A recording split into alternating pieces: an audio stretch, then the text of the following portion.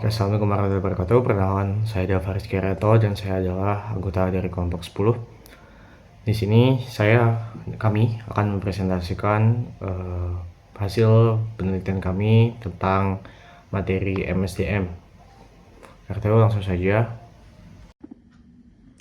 Halo semuanya, perkenalkan nama saya Michi Konela Murtopo. Jadi pada kesempatan kali ini saya akan menjelaskan apa itu MSDM, lalu apa saja sih fungsi dari MSDM itu. Jadi pengertian dari MSDM atau manajemen sumber daya manusia itu sebenarnya adalah proses strategis yang dipakai organisasi untuk mengatur orang-orang dalamnya. Mulai dari merencanakan kebutuhan tenaga kerja, lalu merekrut, melatih, sampai menilai kinerja karyawan. Jadi intinya MSDM itu memastikan setiap orang bisa bekerja dengan maksimal supaya tujuan dari perusahaan itu tercapai. Bahkan hal-hal seperti hubungan industrial dan juga proses pemberhentian juga termasuk dari MSDM. Selanjutnya ada fungsi dari MSDM. Jadi fungsi utama dari MSDM itu yang pertama ada rekrutmen dan juga seleksi. Maksudnya memastikan bahwa organisasi mendapatkan karyawan yang tepat. Yang kedua ada pengembangan karyawan, yaitu berfokus pada pelatihan dan juga peningkatan kemampuan. Yang ketiga ada manajemen kinerja, untuk memonitor dan memastikan karyawan bekerja sesuai target. Lalu ada juga kompensasi, yang mengatur pemberian gaji dan juga insentif secara adil. Kemudian ada hubungan karyawan, yang menjaga komunikasi dan juga suasana kerja tetap harmonis. Dan yang terakhir adalah proses pemutusan hubungan kerja, yang dilakukan sesuai prosedur agar tetap etis dan juga menjaga citra dari organisasi itu sendiri. Strategi MSDM adalah langkah strategis untuk mengelola sumber daya manusia guna mencapai tujuan suatu organisasi atau perusahaan. Strategi MSDM ini melibatkan implementasi MSDM agar SDM mampu mendukung kinerja organisasi dengan baik. Nah, strategi MSDM sendiri itu punya 4. Yang pertama ada rekrutmen dan seleksi, yang dimana rekrutmen dan seleksi ini berfokus pada menarik dan memilih karyawan yang berkualitas serta sesuai dengan nilai dan juga kebutuhan organisasi dan atau perusahaan tersebut. Contohnya bisa melalui penjaringan melalui sosmed, penjaringan profesional, bahkan bisa melalui seleksi ketat. Kemudian yang kedua ada pengembangan karyawan, yang fokusnya ada pada peningkatan potensi karyawan untuk mempersiapkan karyawan agar karyawan mampu berkembang dengan lebih baik lagi. Yang ketiga ada manajemen kinerja. Manajemen kinerja ini melibatkan penetapan ekspektasi kinerja, pemberian umpan balik, evaluasi dan identifikasi area perbaikan. Dan yang terakhir ada kompensasi dan juga penghargaan. Ini bisa berupa insentif, bonus, atau bahkan program penghargaan untuk memberikan motivasi dan juga mempertahankan kinerja karyawan sehingga mereka bisa merasa terapresiasi. Selanjutnya ada praktik MSDM yang terbagi menjadi 5. Yang pertama ada seleksi karyawan yang melibatkan berbagai metode untuk memilih kandidat yang terbaik. Ini bisa melalui tes psikologis, wawancara, dan juga penilaian kompetensi. Kemudian yang kedua ada pelatihan dan pengembangan yang bisa dilakukan melalui workshop, seminar, atau bahkan e-learning. Tujuannya yaitu untuk meningkatkan pengetahuan dan juga keterampilan. Selanjutnya yang ketiga ada penilaian kerja. Nah, penilaian kerja ini melalui standar yang sudah ditentukan atau yang sudah dimiliki oleh sebuah organisasi atau perusahaan dengan tujuan untuk memberikan umpan balik dan juga memberikan bentuk apresiasi. Yang keempat ada kompensasi dan penghargaan. Dengan adanya kompensasi dan penghargaan ini, maka akan menyusun sistem kompensasi yang adil dan juga kompetitif untuk memberikan motivasi, meningkatkan kepuasan kerja, dan juga mempertahankan talenta. Ini bisa meliputi gaji, bonus, insentif, serta program penghargaan lain dengan prinsip kesetaraan, transparansi, dan juga konsistensi. Dan yang kelima atau terakhir ada pembentukan tim kerja, meliputi pembagian peran yang jelas, pelatihan tim untuk meningkatkan komunikasi, manajemen konflik, dan juga kolaborasi. Organisasi memanfaatkan alat kerja kolaboratif untuk mendukung koordinasi berbagi informasi dan juga untuk mencapai tujuan bersama secara efektif dan juga efisien. Oke, di sini dalam perilaku MSDM itu mencakup 5 perilaku, di mana yang pertama adalah komunikasi efektif. Sebagai seseorang yang bertanggung jawab atas manajemen sumber daya manusia, maka dia harus memiliki sebuah kemampuan untuk berkomunikasi secara efektif. Dia harus mampu mengkoordinir bagaimana sumber daya manusia dalam perusahaannya itu dapat bekerja sesuai dengan apa yang semestinya mereka lakukan. Yang kedua, keterampilan negosiasi. Tentunya perilaku dari seorang manajer itu merupakan keterampilan negosiasi, di mana dia harus mampu memiliki kemampuan untuk dapat bernegosiasi tentang banyak hal. Salah satunya adalah tentang waktu, kemudian tentang uang, tentang pendapatan, dan segala macam. Yang ketiga, tentunya ini merupakan perilaku yang tidak kalah penting adalah kepemimpinan. Sebagai seorang manajer, seyogyanya manajer harus mampu memimpin atau setidaknya menunjuk jalan kepada semua orang yang dia bina. Manajer sumber daya manusia khususnya, dia harus mampu memimpin tiap-tiap anggota dari timnya, menunjukkan apa yang harusnya dilakukan, apa kemudian kewajibannya, apa haknya, apa yang seharusnya dia tidak lakukan dan harusnya dilakukan untuk dapat menuju kepada keseimbangan antara dunia kerja itu sendiri. Keempat, kemudian manajemen waktu. Sebagai seorang manajer, tentunya bukan merupakan sebuah perkara yang mudah, karena tiap-tiap hari akan ada perubahan dari kondisi sosiologis atau kondisi perilaku itu sendiri. Maka akan ada banyak kegiatan yang memang tidak akan sepenuhnya sesuai dengan jadwal perusahaan. Sebagai manajer, semestinya dia harus mampu untuk memiliki kemampuan manajemen waktu yang baik.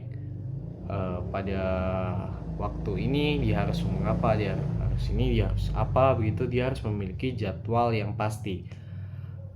Sehingga meskipun kemudian nantinya jadwal itu tidak berjalan sesuai dengan semestinya, dia telah memiliki gambaran untuk dapat menangani masalah tersebut. Kemudian tentunya sebagai seorang manajer, dia harus mampu sigap untuk dapat terus stay dan untuk dapat menjawab segala keraguan atau segala pertanyaan yang muncul dari manajer yang dia bisa, manajer yang dia bina begitu, sehingga nantinya tidak ada miskomunikasi dalam prosesnya. Kemudian yang kelima adalah kemampuan interpersonal. Lagi-lagi ini berkaitan dengan kepemimpinan begitu ya. Kemampuan interpersonal merupakan kemampuan dari seseorang untuk dapat saling memahami begitu, memahami orang-orang di sekitarnya. Misal sebagai seorang ketua tim gitu ya, ketua tim dari ketua project atau ketua tim dari suatu bagian gitu, dia diamanahi untuk dapat memanage bagaimana anggota timnya ini bekerja. Sehingga untuk dapat memanage ini, langkah pertama yang harus dilakukan adalah untuk dapat menjaring atau menjalin keterikatan secara personal begitu, sehingga nantinya kedepannya itu komunikasi yang terjadi antara dua belah pihak, antara manajer dan juga tim yang dia bina, itu akan berjalan dengan baik dan tanpa adanya rasa ragu atau rasa segan yang berlebihan.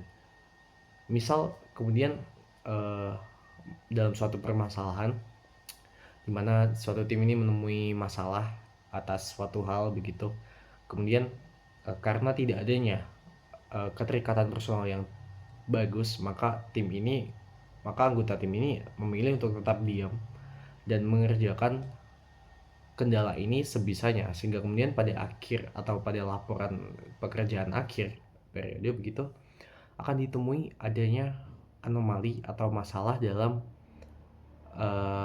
proses pekerjaan selama periode ini karena tidak adanya komunikasi antara anggota tim dengan manajer itu sendiri.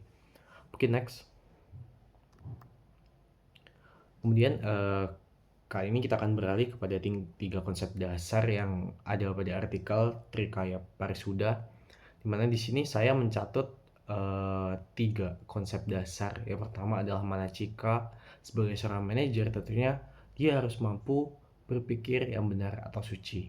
Dalam konteks ini adalah bagaimana kemudian seorang manajer itu dapat mengambil keputusan yang tepat sasaran atau setidaknya jangan yang menimbulkan risiko paling banyak. Seorang manajer juga harus mampu untuk dapat memendam amarahnya atau juga memendam rasa ketidaksukaannya terhadap anggota tim jika itu dalam konteks pekerjaan. Dia harus berpikir benar atau berpikir prasangka baik kepada semua orang sehingga nantinya pekerjaan dia itu akan dianggap sebagai sosok yang baik dan akan dihormati sebagai seorang manajer sehingga nantinya dia akan mendapatkan marwah yang baik juga. Ini wacika, berkata yang benar. Sebenarnya ini bukan hanya perilaku yang semestinya dilakukan oleh manajer, ini harus dilakukan semua orang. Tapi dalam konteks ini apabila seorang manajer, maka dia memang dan sudah pastinya seyogyanya manajer dia harus memiliki perkataan yang benar atau tidak berbohong. Karena apa? Karena tentunya manajer adalah salah satu orang yang paling lebih dulu tahu kondisi daripada anggota tim yang dia bina. Kemudian jika sejak awal dia telah mengatakan hal yang tidak benar, kemudian nantinya rasa kepercayaan dari tim itu sendiri akan menurun kepadanya. Dan ini bukan hanya berdampak kepada penilaian individu dari manajer itu sendiri, melainkan juga kepada kinerja jangka panjang dari anggota tim, karena ketidakkompakan tim akibat ketidakpercayaan antara satu sama lain itu akan menjadi sebuah permasalahan yang fatal apabila tidak ditangani lebih lanjut. Oleh karena itu semestinya permasalahan ini tidak pernah ada. Karena apa? Karena manajer itu harus sejak awal berkata semestinya sebenar-benarnya dan berkata jujur kepada anggota-anggotanya. Ketiga, KIK, berbuat yang benar. Mungkin itu sama saja dengan konsep yang kedua yaitu wacika. Bedanya di sini adalah kemudian berbuat yang benar gitu ya. Karena lagi-lagi kejujuran atau integritas merupakan salah satu prinsip yang penting yang harus dimiliki oleh semua orang. Bagi manajer, dia harus mampu berbuat yang benar. Dan konteksnya di sini adalah berbuat yang baik kepada semua orang, atasan maupun bawahan. Untuk kesimpulan, menurut saya kesimpulannya adalah bagaimana manajemen sumber daya manusia ini merupakan salah satu unsur penting dalam sebuah perusahaan karena pada dasarnya untuk dapat meningkatkan kinerja dari perusahaan itu diperlukan sebuah tenaga atau seorang tenaga yang memang ahli atau handal atau khusus untuk dapat meningkatkan dari kinerjanya para karyawan ini. Seorang manajer dari sumber daya manusia yang baik itu dia adalah orang yang mampu menguasai 3 konsep dasar yang telah saya sebutkan yaitu Manachika, Wacika, dan Kayika. Apabila kemudian dia telah menerapkan 3 konsep dasar ini dalam benak dan pikirannya dan dapat menindaklanjuti dengan perilaku dan prinsip-prinsip di kehidupannya, maka perusahaan itu akan dapat berjalan dengan baik dan dia akan dipandang sebagai sosok manajer yang baik dan dapat memperoleh marwah yang baik, mendapat kepercayaan tim sehingga nantinya akan berujung kepada sebuah dampak panjang di mana nanti perusahaannya akan berjalan dengan baik. Mungkin itu yang bisa kami sampaikan. Atas kurang lebihnya mohon maaf. Wassalamualaikum warahmatullahi wabarakatuh.